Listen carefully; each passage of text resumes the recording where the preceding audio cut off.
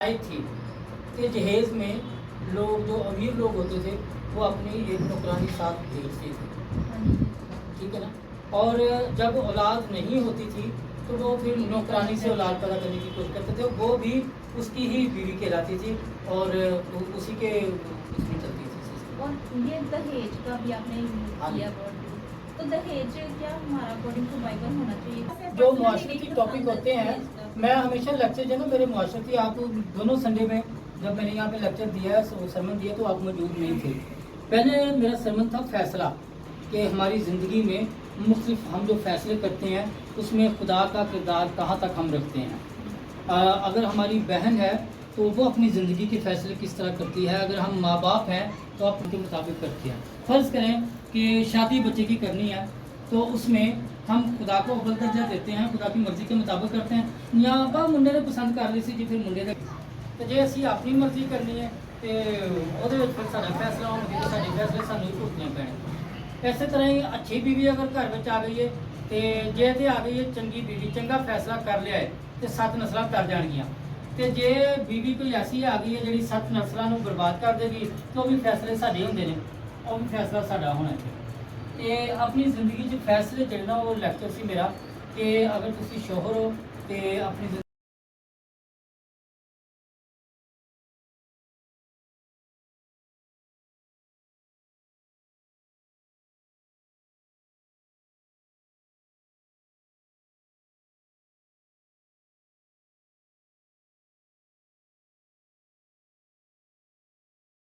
आयत इसमें लिखा हुआ है कि नेक और बद की पहचान का दरख्त है और हयात का दरख्त, 2 दरख्तों के बारे में एक्सप्लेन किया गया, खुदावंद ने बताया है। हयात का जो दूसरे दरख्त थे वो उगाए गए थे, जबकि नेक और बद की पहचान का दरख्त और हयात का दरख्त था ये लगाया गया था। और ये जो हयात का दरख्त है ये खुदा के इख्तियार को जाहिर करता है, जबकि नेकोबत की पहचान ने, क्योंकि खुदावन ने इंसान को पहले ही ये अथॉरिटी दे चुका था कि इंसान जो है वो खुदावन की शिपी पे बनाया गया था। जो अथॉरिटी खुदावन के पास थी, जैसे ही खुदावन ने अपना सांस इंसान में फूंका तब वो जीती जान हुआ, और वो जो अथॉरिटी खुदावन ने कहने से सारी दुनिया को बनाया वही अथॉरिटी खुदावन ने इंसान में भी कन्वर्ट कर दी थी। लेकिन इंसान को इस चीज़ की अभी पहचान नहीं हुई थी और इंसान ने क्या किया, वो शैतान के बहकावे में आके नेकी को छोड़कर उसने बदी को भी एक्सेप्ट कर लिया था। उसकी लाइफ में जो है वो बदी एंटर की जब उन्होंने नेक और बदी के दरख्त को खाया।